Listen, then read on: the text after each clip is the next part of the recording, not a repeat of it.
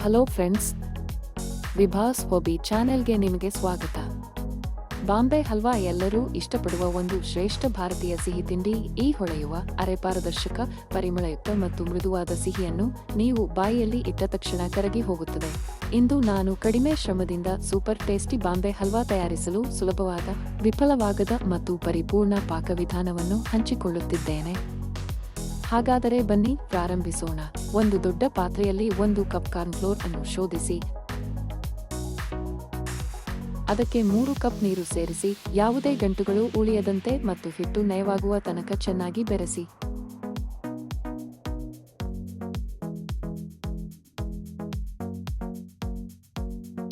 ನಂತರ ಹಿಟ್ಟನ್ನು ಪಕ್ಕಕ್ಕೆ ಇರಿಸಿ.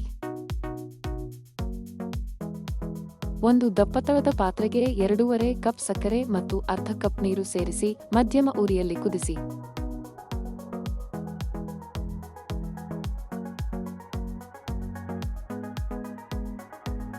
ಸಕ್ಕರೆ ಸಂಪೂರ್ಣವಾಗಿ ಕರಗುವವರೆಗೆ ಬೆರೆಸಿ ಪಕ್ಕಕ್ಕೆ ಇರಿಸಿ.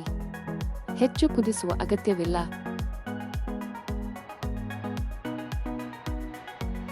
ಒಂದು ನಾನ್ ಸ್ಟಿಕ್ ಪ್ಯಾನ್ನಲ್ಲಿ 1 ಟೀ ಚಮಚ ತುಪ್ಪವನ್ನು ಸಣ್ಣ ಉರಿಯಲ್ಲಿ ಕರಗಿಸಿ. ಈಗ ತಯಾರಿಸಿದ ಕಾರ್ನ್ಫ್ಲೋರ್ ಮಿಶ್ರಣವನ್ನು ಮತ್ತೆ ಕಲಸಿ ನಿಧಾನವಾಗಿ ಪ್ಯಾನ್ಗೆ ಸೇರಿಸಿ. ಗಂಟುಗಳು ಉಂಟಾಗದಂತೆ ನಿರಂತರವಾಗಿ ಬೆರೆಸಿ. ಈಗಾಗಲೇ ತಯಾರಿಸಿದ ಸಕ್ಕರೆ ಪಾಕವನ್ನು 2 ಭಾಗಗಳಾಗಿ ಸೇರಿಸಿ. ಪ್ರತಿ ಬಾರಿ ಸೇರಿಸಿದ ನಂತರ ಚೆನ್ನಾಗಿ ಮಿಕ್ಸ್ ಮಾಡಿ.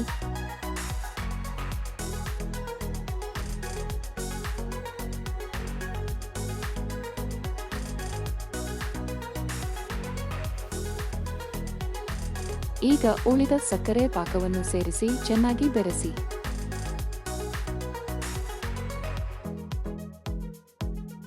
ನಡುವೆ 1 ಟೀ ಚಮಚ ತುಪ್ಪವನ್ನು ಸೇರಿಸುತ್ತಾ ಅದು ಸಂಪೂರ್ಣವಾಗಿ ಹೀರಿಕೊಳ್ಳುವವರೆಗೆ ಬೆರೆಸುತ್ತಿರಬೇಕು. ಮಿಶ್ರಣವು ದಪ್ಪವಾಗುವವರೆಗೆ, ಹೊಳೆಯುವವರೆಗೆ ಮತ್ತು ಅರೆಪಾರದರ್ಶಕವಾಗುವವರೆಗೆ ನಿರಂತರವಾಗಿ ಬೆರೆಸುತ್ತಾ ಸಣ್ಣ ಉರಿಯಲ್ಲಿ ಬೇಯಿಸಿ. ಇದಕ್ಕೆ 10 ರಿಂದ 15 ನಿಮಿಷಗಳು ಬೇಕಾಗಬಹುದು. ಇಲ್ಲಿ ನೋಡಿ, ಈಗ ಮಿಶ್ರಣ ದಪ್ಪವಾಗಿದೆ. ಸ್ವಲ್ಪ ಹಸಿರು ಆಹಾರ ಬಣ್ಣವನ್ನು ಸೇರಿಸಿ ಚೆನ್ನಾಗಿ ಮಿಕ್ಸ್ ಮಾಡೋಣ.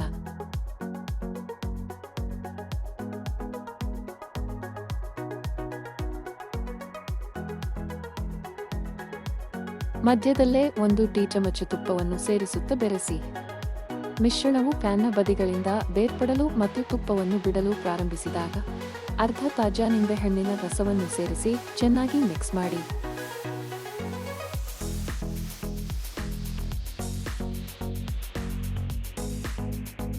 ನಂತರ ಕತ್ತರಿಸಿದ ಗೋಡಂಬಿ ಮತ್ತು ಕಲ್ಲಂಗಡಿ ಬೀಜಗಳನ್ನು ಸೇರಿಸಿ ಎಲ್ಲವನ್ನೂ ಚೆನ್ನಾಗಿ ಮಿಕ್ಸ್ ಮಾಡಿ. ಈ ಪಾಕವಿಧಾನಕ್ಕೆ ಒಟ್ಟು ಅರ್ಧ ಕಪ್ ತುಪ್ಪ ಬೇಕಾಗುತ್ತದೆ. ಒಂದೇ ಕಪ್ನಲ್ಲಿ ಎಲ್ಲಾ ಪದಾರ್ಥಗಳನ್ನು ಅಳೆಯಲು ಮರೆಯಬೇಡಿ.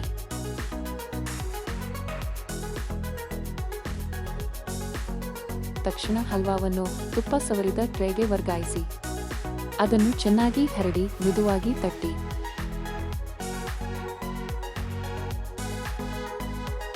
ಉಳಿದ ಬೀಜಗಳೊಂದಿಗೆ ಅಲಂಕರಿಸಿ 3 ರಿಂದ 4 ಗಂಟೆಗಳ ಕಾಲ ಕೋಣೆಯ ಉಷ್ಣಾಂಶದಲ್ಲಿ ಸೆಟ್ ಆಗಲು ಬಿಡಿ.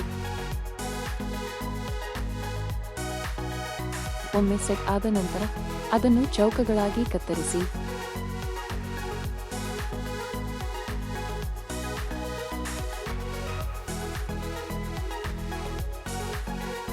ನಿಮ್ಮ ಮೃದುವಾದ, ಬಾಯಲ್ಲಿ ಕರಗುವ ಟೇಸ್ಟಿ ಬಾಂಬೆ ಹಲ್ವಾ ಸಿದ್ಧವಾಗಿದೆ. ಅದನ್ನು ಒಣಗಿದ, ಗಾಳಿ ಆಡದ ಡಬ್ಬಾದಲ್ಲಿ ಸಂಗ್ರಹಿಸಿ ಇಡಿ. ಸವಿಯಿರಿ ಮತ್ತು ಆನಂದಿಸಿ. ನಿಮಗೆ ಈ ರೆಸಿಪಿ ಇಷ್ಟವಾಯಿತು ಅಂದ್ಕೊಳ್ತೀನಿ. ನಿಮ್ಮ ಅನಿಸಿಕೆಗಳನ್ನ ಕಮೆಂಟ್ ಮೂಲಕ ನಮಗೆ ತಿಳಿಸಿ.